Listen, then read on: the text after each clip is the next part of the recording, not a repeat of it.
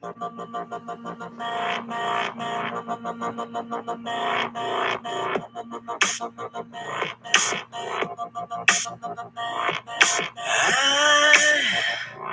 live from the Sports Madness studios, you are watching Sports Madness. Welcome to the Madhouse. This is episode 5. I want to thank everybody for joining us today on this live broadcast. Today we're going to be talking about the NFC Championship, the AFC Championship, and we're going to recap the Australian Open finals as well. The first major of 2025 is done and completed now, and so we're going to recap that as well.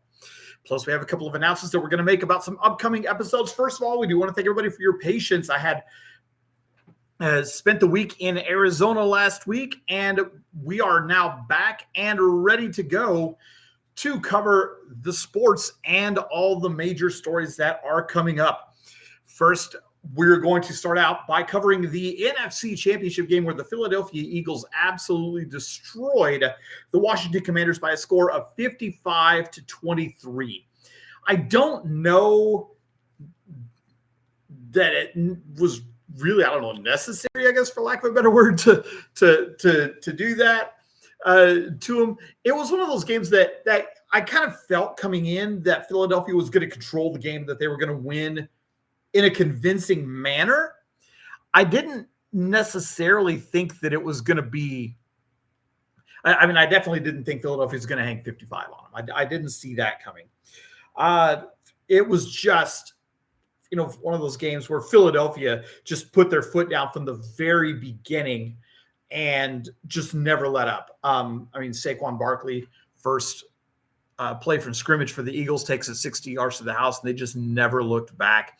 The Eagles had 459 yards of total offense in the game, to Washington's 350, which is not bad. Where the issues came in was the four turnovers that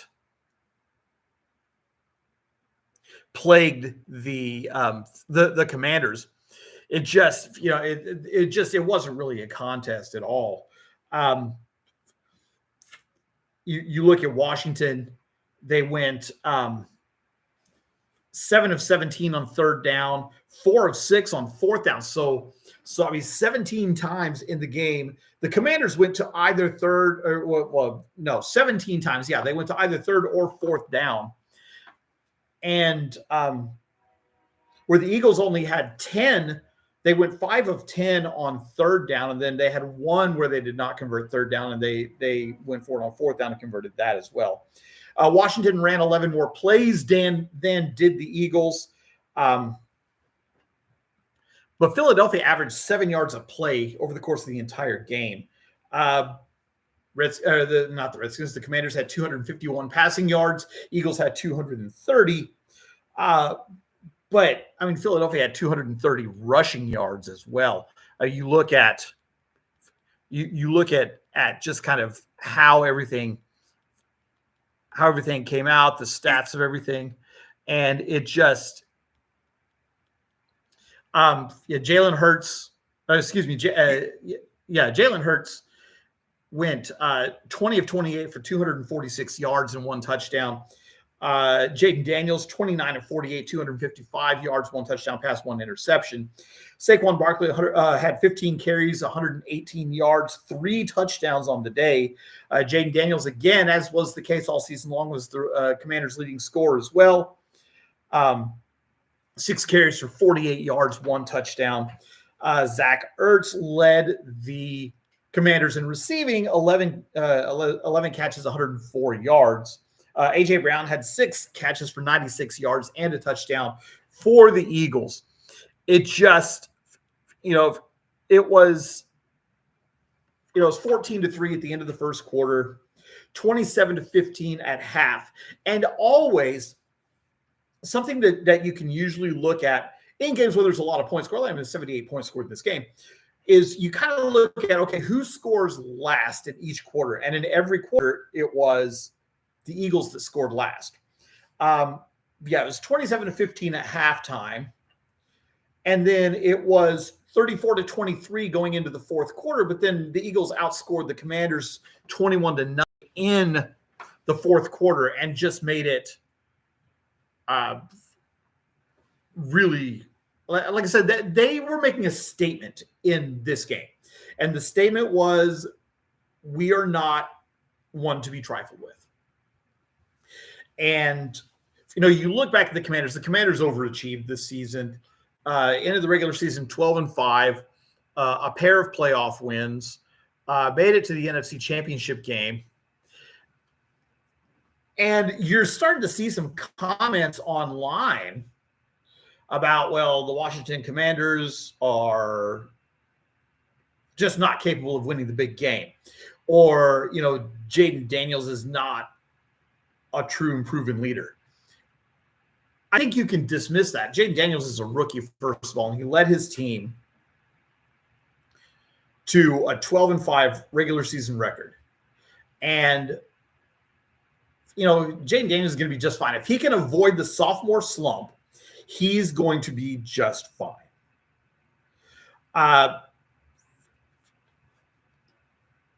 In spite of the gaudy numbers, I think you still do a little bit have to kind of circle Jalen Hurts and be like, okay, so what is his role with this? Because although he did have a good game, you still, you walk away from that game thinking, okay, it's Saquon Barkley. And, the question then becomes, can Jalen Hurts lead this team to the promised land? Are they going to be able to beat Kansas City? It's Dr. Pepper, nothing untoward in the cup, I promise.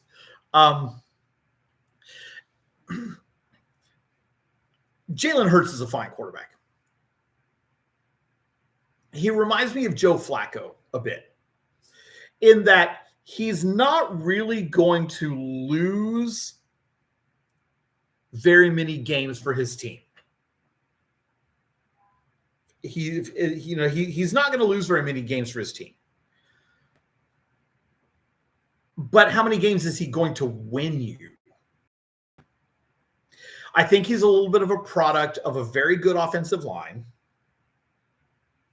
along with enough smarts to keep the game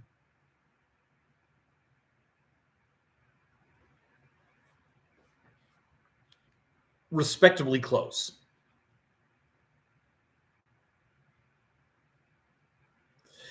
And I think that's kind of what the overriding and overarching question is right now on the Philadelphia Eagles. Do they have the talent to win the Super Bowl? Yes, they do. Are they going to be able to? I don't know. Well, why wouldn't they be able to? Because they're going to be facing the Kansas City Chiefs. And the Kansas City Chiefs just defeated Buffalo 32-29. And for the fifth time in 6 years, the Kansas City Chiefs are going to the Super Bowl.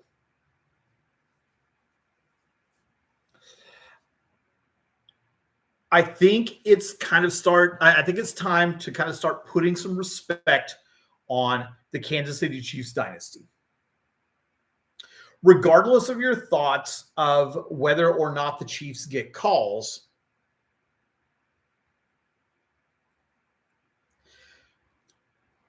they're the best team in the NFL and have been for the last decade. 7 straight AFC championships, 5 Super Bowls now in 6 years. A chance to three-peat for the first time in NFL history. And a team that doesn't really look to be getting any older. Patrick Mahomes is still not in his prime, and that's kind of scary to think about. You have Travis Kelce, who is in his prime, maybe starting to go on the decline a little bit. But they're just getting younger and younger at all the key positions. And all they do is win. Chiefs go 15-2 in the regular season. A pair of close games in the playoffs, but against pretty decent competition in Houston and Buffalo. Kansas City is good. The reason the Chiefs won this game was because of Josh Allen. That's going to be a hot take. It's probably going to be an unpopular one. Josh Allen is the reason the Kansas City Chiefs won this game. His inability to read a defense and his unwillingness to do anything other than run to the left is why Buffalo is not going to their first Super Bowl in 31 years. So you look at that, and people are kind of pointing the finger at, well, why didn't Buffalo get it done? You got to look at Josh Allen. And, I hate to say that I'm a Josh Allen fan, but this one's on him. Poor decision-making and an inability to get the job done when it counted. But this is about the Kansas City Chiefs. And, the Chiefs did what the Chiefs do. They put the game on ice when it matters. They've now won 17 straight one-possession games. The Chiefs were trailing going into the fourth quarter, 22-21. And they outscored the Bills by 4 in the fourth quarter. And that got them the victory. Kansas City came out at a really high pace in this game. They were moving the ball at will to start. They were really just moving the ball. Buffalo's defense kind of settled in. They got the job done, got some traction, some footing for the Bills players and team. And then they just,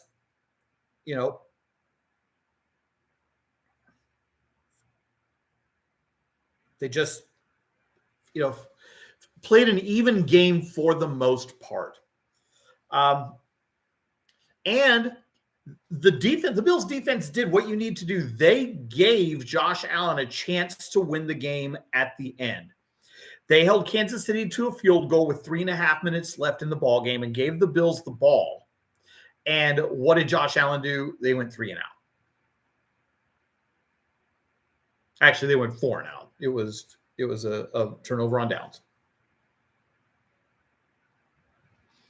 And so now another year of what could have been, what might have been for the Buffalo Bills, and another year of here we go again for the Kansas City Chiefs. Andy Reid is an absolute football savant. He just is. And I will guarantee you with these 2 weeks that are coming up, they are going to have a defensive scheme prepared to at least slow down Saquon Barkley.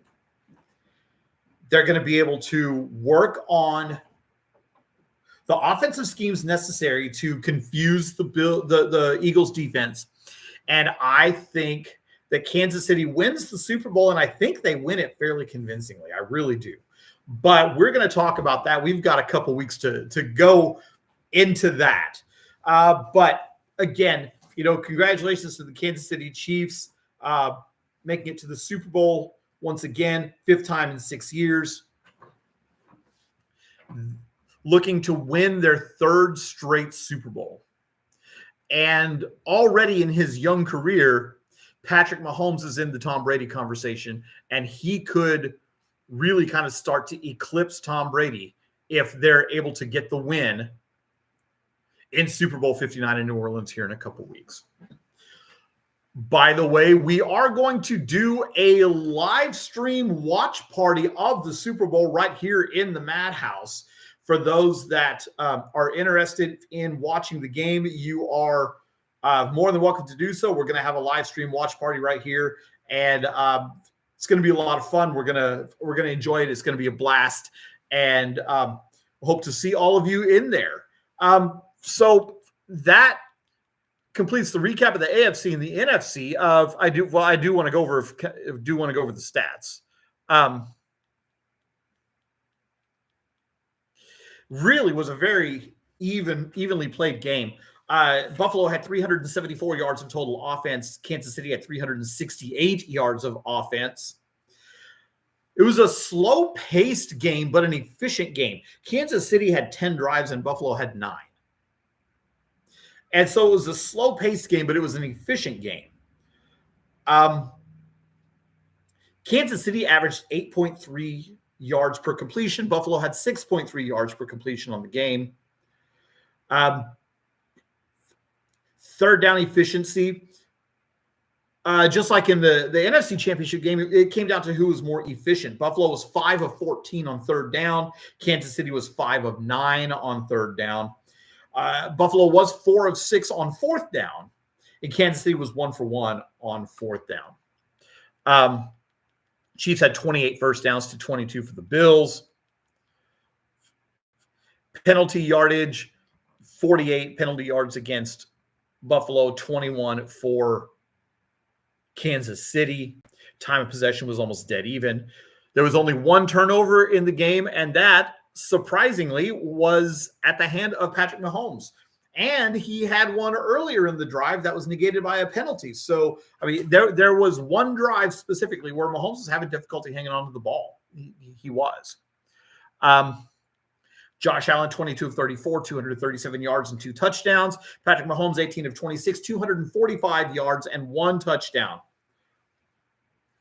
Jimbo Cook, 13 carries, 85 yards, 2 touchdowns for the Bills. Kareem Hunt, 17 carries, 64 yards, and a touchdown for Kansas City, leading the way for the Chiefs. And receiving, Hollins had 3 receptions for 73 yards and a spectacular over-the-shoulder touchdown grab in the third quarter. Xavier Worthy, 6 receptions, 85 yards, 1 touchdown for the rookie from the University of Texas. It was about as evenly paced game as you could really hope for. And, you know, it was kind of what you expected. You figured it would be close, figured it would be a 1-possession game. I do want to talk about, real quick, Jimbo Cook had a 1-yard touchdown run that was one of the best effort plays I may have ever seen.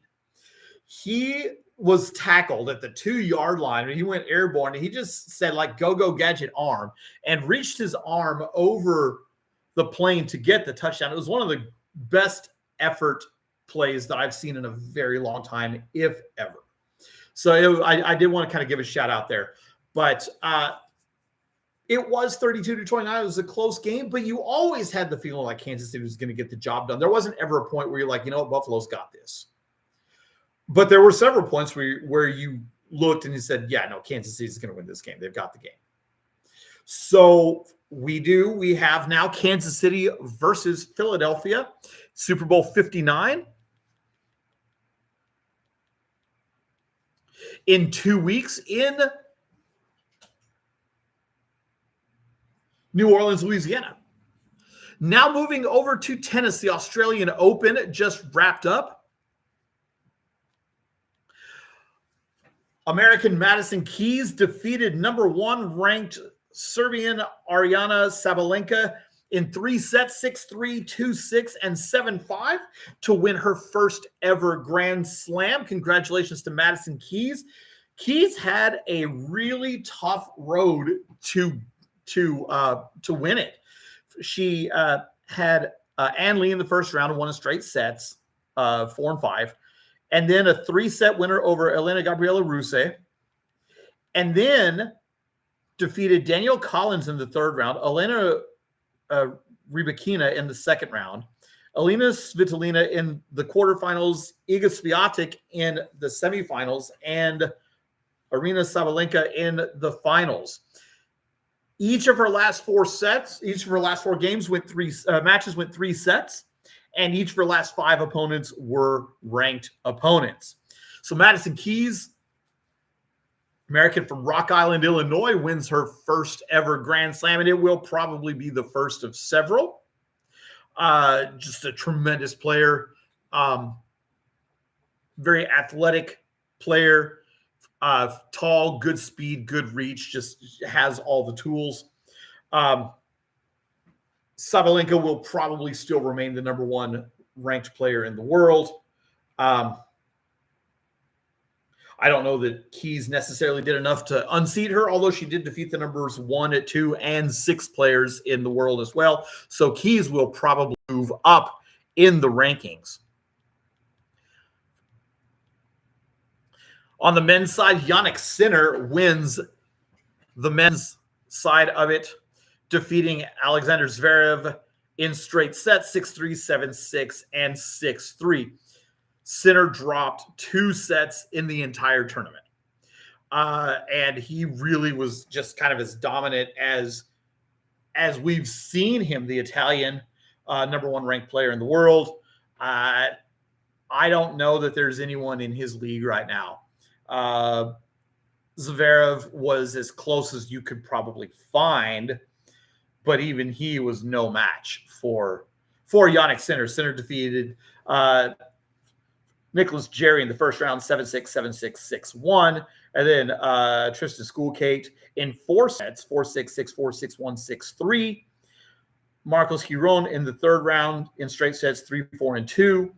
Holger Rune in 4 sets, 6-3, 3-6, 6-3, 6-2.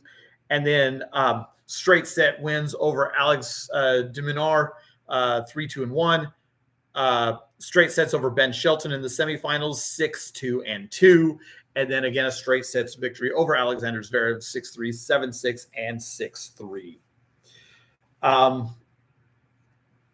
Just absolute domination through the entire 2 weeks by Jannik Sinner. At this point, it's almost an expectation. You expect him to do this, and this is exactly what it is. He's young. We forget he's 23 years old. He's still really young.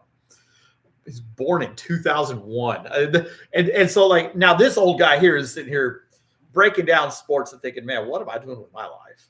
That he's he's 23 years old, but the number 1 player in the world. But just absolutely dominating fashion. Australian Open, again, always a massive hit. Tremendous setting, tremendous fans, knowledgeable fans. It's, this year, and it seems like there's always some sort of controversy that surrounds the Australian Open, and this year was no exception. But overall, still just a tremendous, tremendous tournament. We have a couple of announcements to make. We have some interviews that are going to be coming up. We're not going to reveal too much because I don't want to jinx it, but it is we've got some interviews that are going to be going on. We're going to have some guests coming into the Madhouse, so we look forward to bringing those to you as we can. Now that my journeys are done for a while, we'll be able to get on to more of a regular schedule and have these opportunities to bring episodes to you more regularly. But until next time, this is David Vaughn reminding you that there are good ships, wood ships, and ships that sail the seas, but the best ships are friendships. May they always be. Until next time, take care of yourself and God bless.